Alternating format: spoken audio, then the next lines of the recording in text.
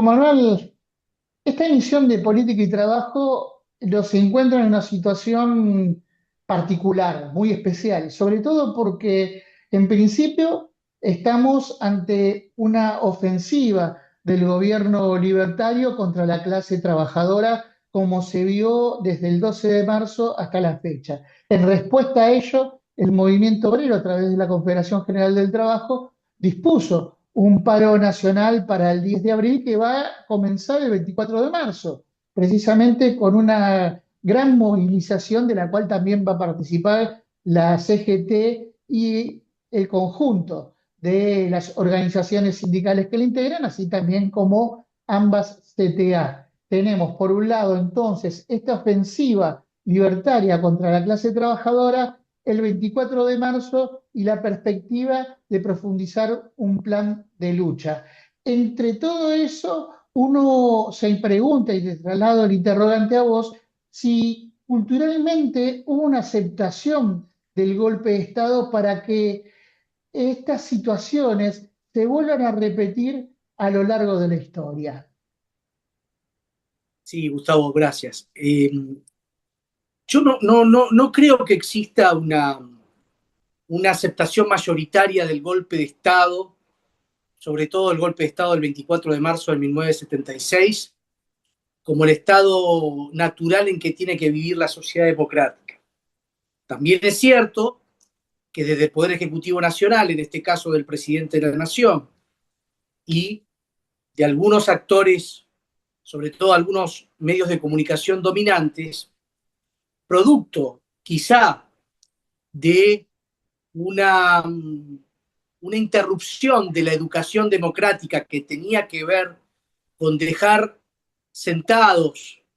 las bases justamente de las bases de un país con democracia, con justicia social, con libertades públicas. También hay un cierto grupo de población que, merced a que la democracia o el periodo democrático iniciado el 10 de diciembre de 1983 no había dado respuesta o no viene dando respuestas a algunas cuestiones vinculadas con la coyuntura económica y social, comienza a relativizar ese proceso por ahí como una salida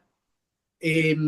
para justificar otras cuestiones que ya quedaron demostradas, porque justamente si hay algo que los golpes militares en Argentina trajeron como colación es la instauración de una economía liberal o neoliberal excluyente. Pero sí, yo creo que fundamentalmente esta concepción es hija de una concepción de desmovilización de la sociedad. Es hija de una concepción que pone o trata de legitimar ese sujeto colectivo que son las organizaciones libres del pueblo y fundamentalmente eh, las organizaciones sindicales, los partidos políticos, los movimientos sociales, que fueron de alguna manera los que en los últimos tiempos canalizaron el descontento popular y de alguna manera se trata de deslegitimar, con esto de deslegitimar la protesta, poner en el marco de esta realidad algunas cuestiones que son evidentes, ¿no? Pero Ah, la verdad que no creo que sea una concepción de una concepción mayoritaria del conjunto de la sociedad argentina. en función de ello, ¿crees que en torno a lo que representa también la democracia liberal y a partir de cómo se llega a la democracia liberal, la dirigencia política en términos generales terminó siendo funcional a la cristalización de las relaciones de poder? Sí, sí, yo creo que sí. Evidentemente hemos asistido el otro día a un espectáculo con dos realidades absolutamente opuestas. Fíjate que este miércoles en la calle, una movilización muy importante de los jubilados, acompañados por sindicatos, por organizaciones libres del pueblo, por movimientos populares, y por otro lado la clase política o una parte muy importante de la clase política validando justamente un programa de gobierno a espaldas del pueblo. Y esto tiene que ver justamente con esta impunidad con que algunos sectores de la política sienten y el lugar que se autoasignan de ser meros gerentes de los grupos económicos que son los que van a, de alguna manera, patentizar o dar la estructura social en Argentina. Y también es una muestra de que el neoliberalismo puede darse o puede instaurarse en una sociedad, y por ahí es mucho mejor para algunos sectores de poder, sin la existencia de un pueblo movilizado y fundamentalmente sin el sistema democrático como herramienta principal para sostener esa movilización. Pero además yo creo que conjuntamente con lo que vos estás diciendo, tenemos un momento de un gran descrédito de la política, ¿no? Parece que hay una serie de partidos políticos o de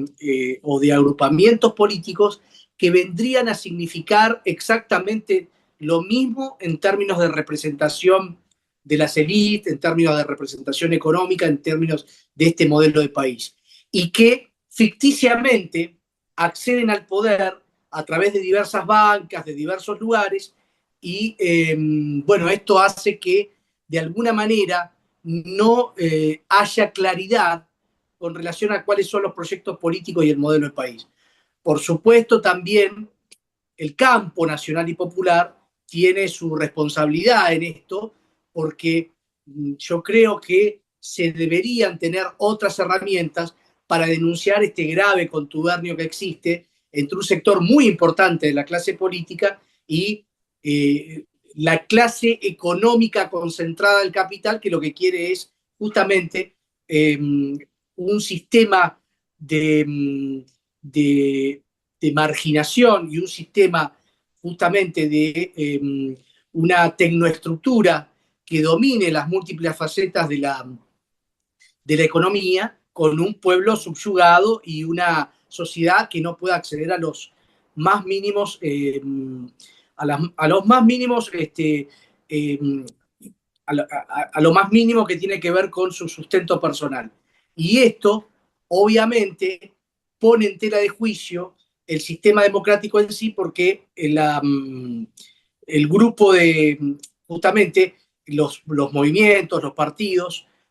no pueden representar a eso que está de alguna manera apagado en la sociedad.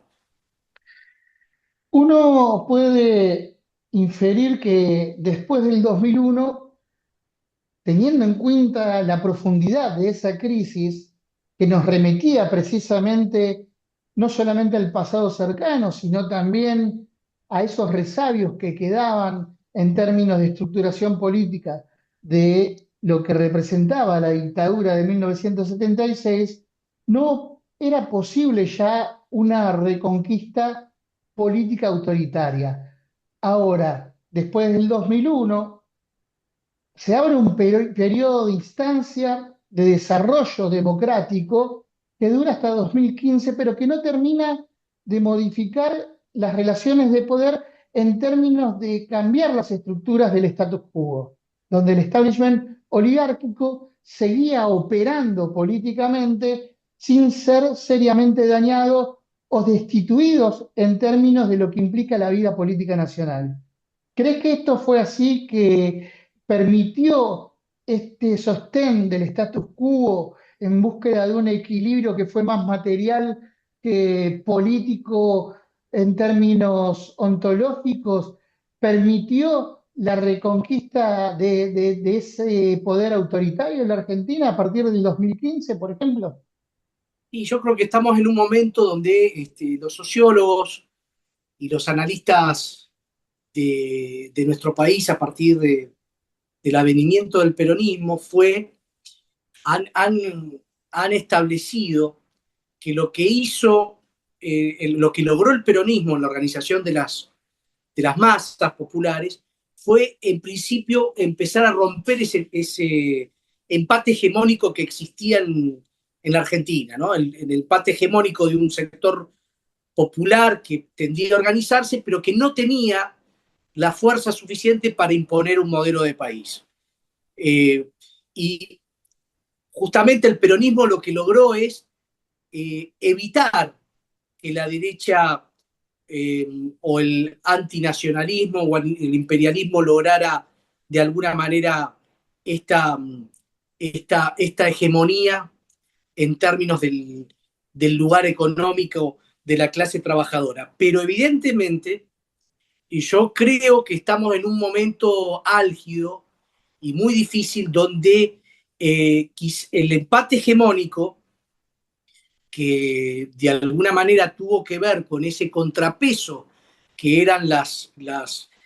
organizaciones libres del pueblo y el peronismo en sus diferentes armados electorales resistiendo, estamos en un momento de mucha dificultad. Y esa dificultad tiene que ver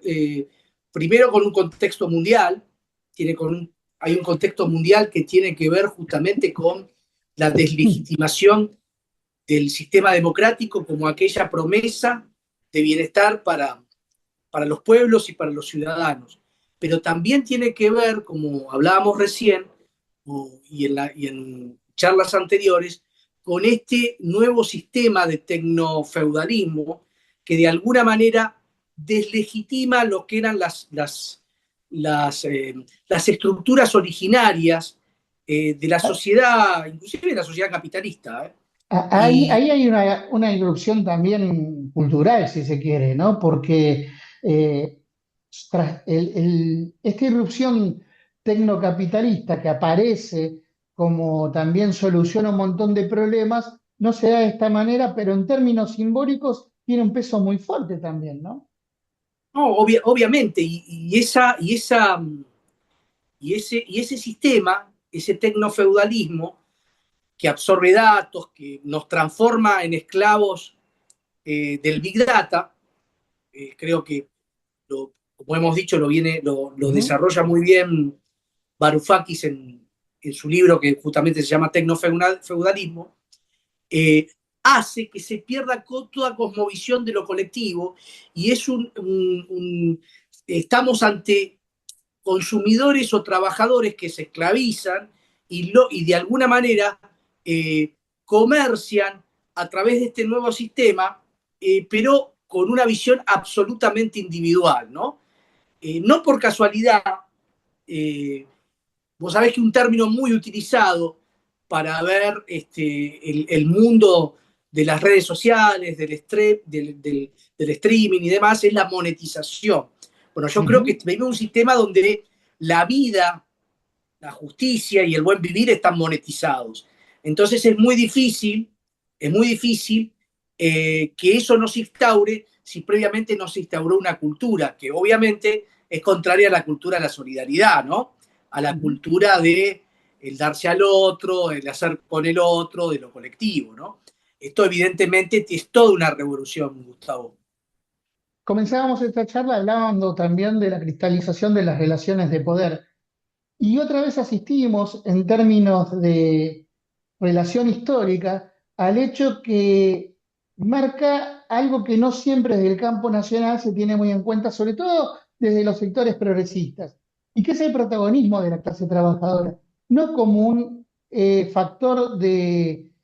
presión, sino como un factor de poder, porque si no fuera un factor de poder, la clase trabajadora, sus organizaciones sindicales, tal vez no habría caído la dictadura cívico-militar y hoy tampoco tendríamos esta resistencia que empieza a plasmarse contra el gobierno libertario de Javier Milei. Encontramos de cierta manera un paralelismo con aquellos años de fines de la dictadura y otra vez este resurgir de esta idea de conquista autoritaria resistida por la clase trabajadora. Aquí también hay un punto de inflexión que me parece que es necesario tratar ya en el final de este bloque. Sí, bueno, y tiene que ver con esto con que comenzabas la nota, Gustavo, tiene que ver eh,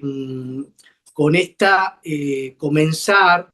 por parte de los actores sociales, con aquellos actores como puede ser la Confederación General del Trabajo y el Movimiento Obrero Organizado, que están llamando a algo más que un paro nacional, sino,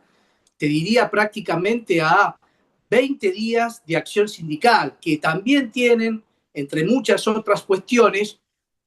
un paro, una movilización, la participación activa del movimiento obrero en algo, en una fecha señera eh, para los, justamente recordar lo que la clase trabajadora ha dado para la recuperación de la democracia, como el 24 de marzo de 1976. Y bueno, estas últimas señales que vos decís y que se han dado en los últimos días, creo que abrigan una esperanza,